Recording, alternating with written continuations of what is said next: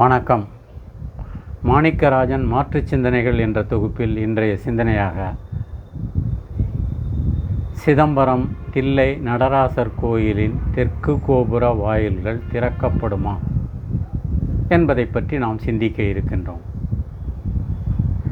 சிதம்பரம் தில்லை நடராசர் கோயிலின் வரலாறு பல்லாயிரம் ஆண்டுகள் பழமையானது, நாம் அனைவரும் அறிந்த ஒன்று. அத்தகைய தில்லை சிதம்பரம் நடராசர் கோயிலின் தெற்கு கோபுர வாயில்கள் ஏன் மூடியே இருக்கின்றன? அந்த கோயிலின் வாயில்கள் திறக்கப்பட்டால் இந்து மதம் அழிந்து விடுமா என்ற சந்தேகம் எனக்கு இருக்கின்றது. இதனை அதனோடு சம்பந்தப்பட்டவர்கள் நமக்கு விளக்கி சொன்னால் நன்றாக இருக்கும். ஆனால் எனது பார்வை வேறாக இருக்கின்றது. அதை பற்றி நாம் இன்று சிந்திக்கலாம். 3000 ஆண்டுகள் வாழ்ந்து மறைந்த திருமூலர் திருமந்திரத்தை எழுதி சென்றிருக்கின்றார். அதற்கு பின்பு சமயக்குறவர்கள் 4 இயற்றிய தேவாரம், திருவாசகம் பாடல்கள் அங்கேதான் அரங்கேற்றப்பட்டிருக்கின்றன.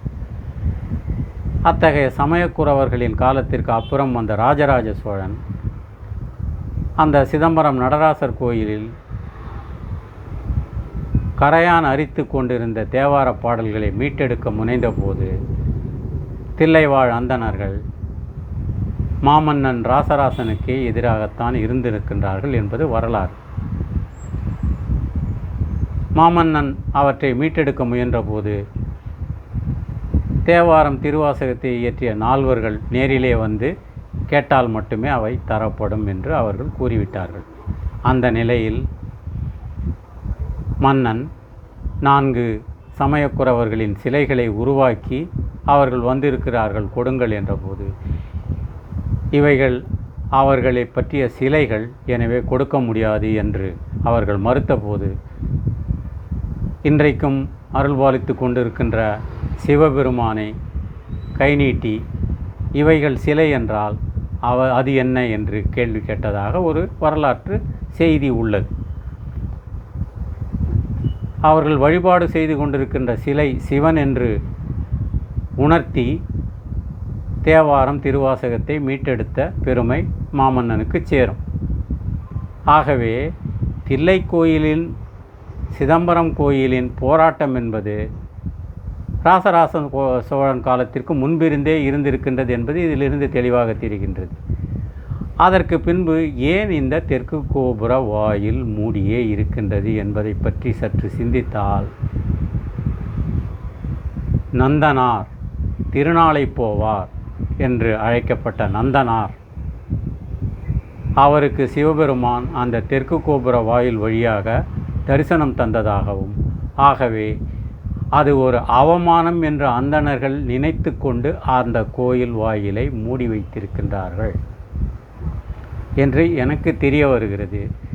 ஒருவேளை எனது பார்வை தவறாக இருந்தால் சம்பந்தப்பட்டவர்கள் தெளிவாக சொன்னால் நான் ஏற்றுக்கொள்ள தயாராக இருக்கின்றேன். அது அப்படியே இருக்க, இப்போதைய தற்கால அரசியல் சூழலில் இதை நாம் எப்படி அணுக வேண்டும் என்று எனக்கு தோன்றுவதை நான் கூறுகின்றேன். இன்றைய நிலையில் இந்தியாவில் பெரும்பான்மை பகுதிகளை ஆட்சி செய்து கொண்டிருக்கின்ற தேசிய ஜனநாயக முற்போக்கு கூட்டணி என்று கூறிக்கொள்கின்ற பாஜகவினர் தமிழகத்தில் தாமரை மலர்ந்தே தீரும் என்று கங்கணம் கட்டிக்கொண்டு அரசியல் செய்து கொண்டிருக்கின்றார்கள்.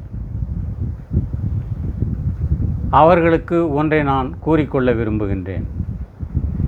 இந்தியாவின் பெரும்பான்மை சமூகம் ராமர் கோயிலை கட்டியே தீர வேண்டும் என்று உசிப்பேற்றிவிட்ட பெருமை உங்களுக்கு சேரும். அதன் காரணமாக நீங்கள் இந்தியாவில் தற்போது ஆட்சியில் இருந்து கொண்டிருக்கிறீர்கள் என்பதும் வரலாற்று உண்மை.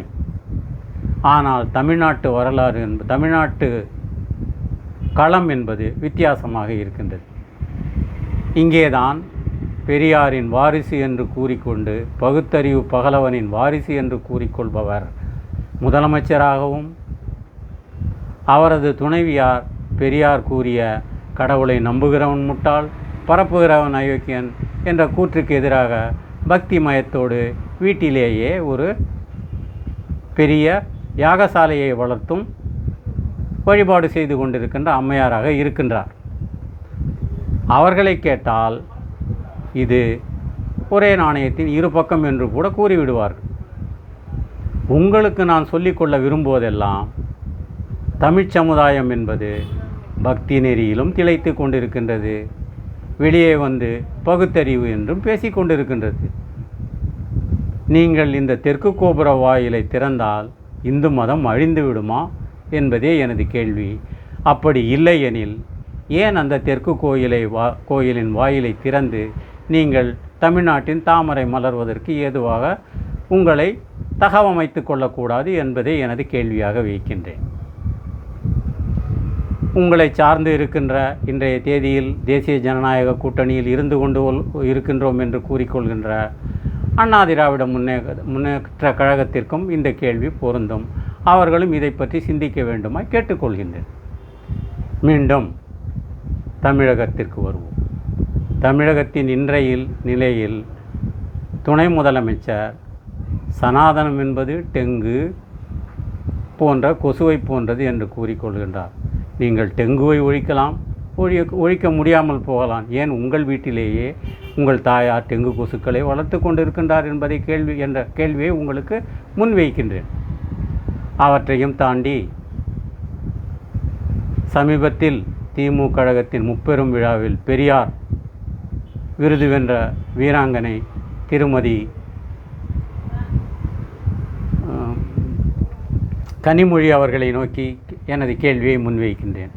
உங்களை ஓரளவிற்கு 1% நீங்கள் பெரியாரின் வாரிசு என்பதை என்னால் கொஞ்சம் ஏற்றுக்கொள்ள முடிகின்றது. ஏனெனில் ஒரே ஒரு தருணத்தில் நீங்கள் பெரியாரின் வாரிசாக வாழ்ந்திருக்கின்றீர்கள்.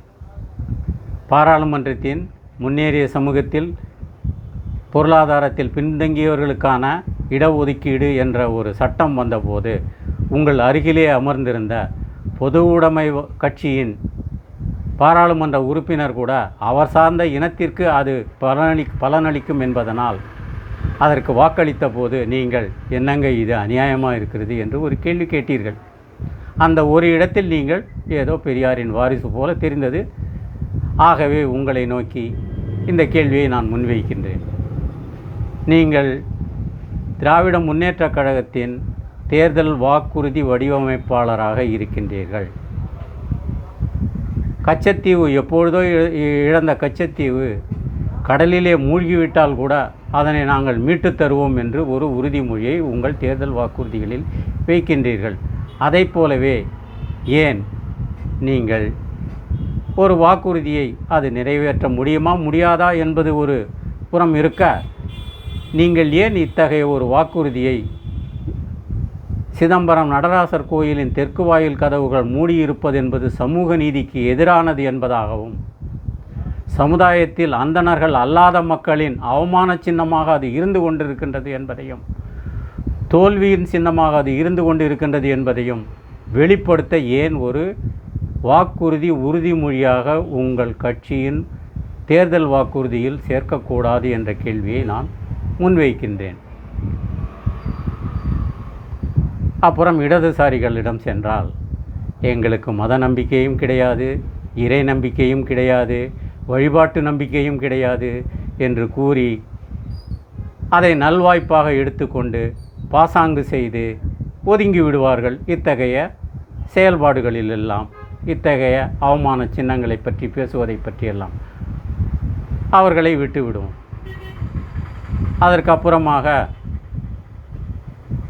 சிதம்பரம் நாடாளுமன்ற தொகுதியின் தற்போதைய பாராளுமன்ற உறுப்பினராக இருக்கின்ற விடுதலை சிறுத்தைகளின் கட்சிகளின் தலைவர் திருமாவளவன் அவர்களை நோக்கி இந்த கோரிக்கையை வைக்கின்றேன்.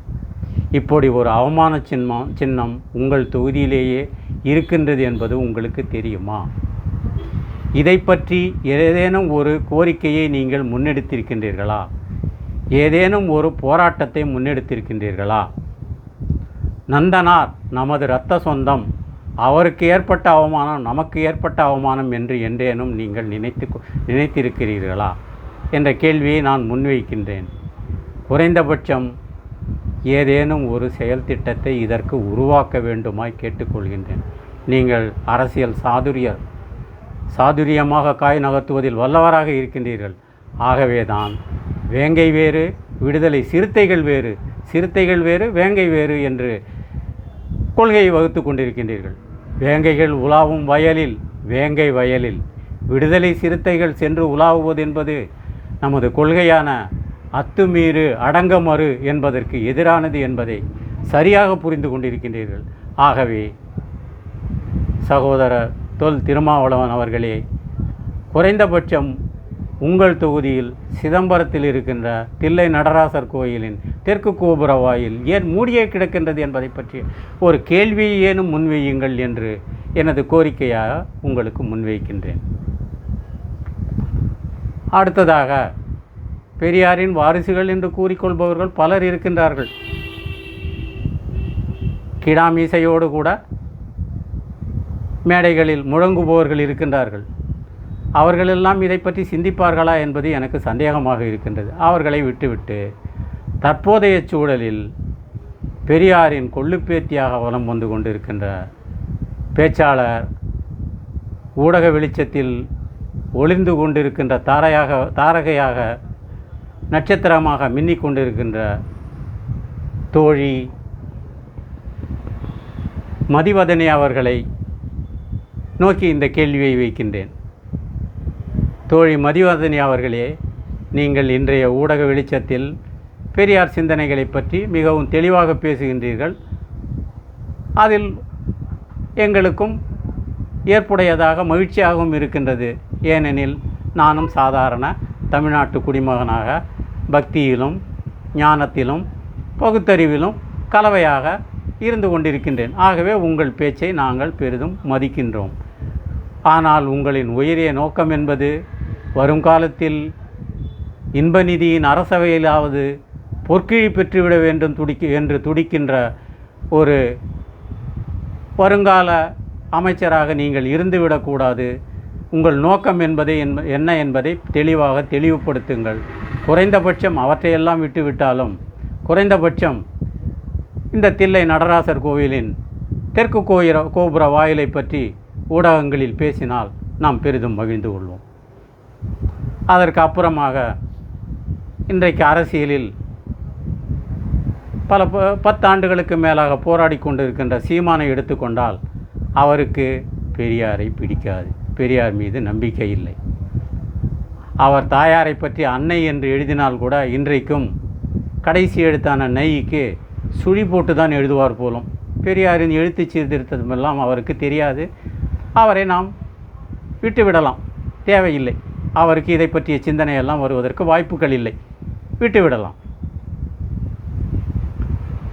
அதற்கு அப்புறமாக தற்போது புகழ் வெளிச்சத்தில் உலா வந்து கொண்டிருக்கின்ற திரு விஜய் அவர்கள் இதை பற்றியெல்லாம் பேசினால் ஆரம்பத்திலேயே அவரது எதிர்காலம் கேள்விக்குறியாகிவிடும். ஆகவே அவர் இதை பற்றியெல்லாம் பேசுவார் என்று நான் நம்பவில்லை. ஆனாலும் அவர்கள் திரு விஜய் அவர்களுக்கு வசனகர்த்தாவாக இருந்து கொண்டிருக்கின்ற ஆதவ் அர்ஜுனா போன்றவர்கள் இதை பற்றி திரு விஜய் அவர்களுக்கு எடுத்து கூறினால் நன்றாக இருக்கும். எது எப்படியாயினும் இன்றைக்கு இல்லை என்றாலும் கூட வருங்காலத்திலேனும் என்றோ ஒரு நாள் இந்த தெற்கு கோபுர வாயில் திறக்கப்பட வேண்டும்.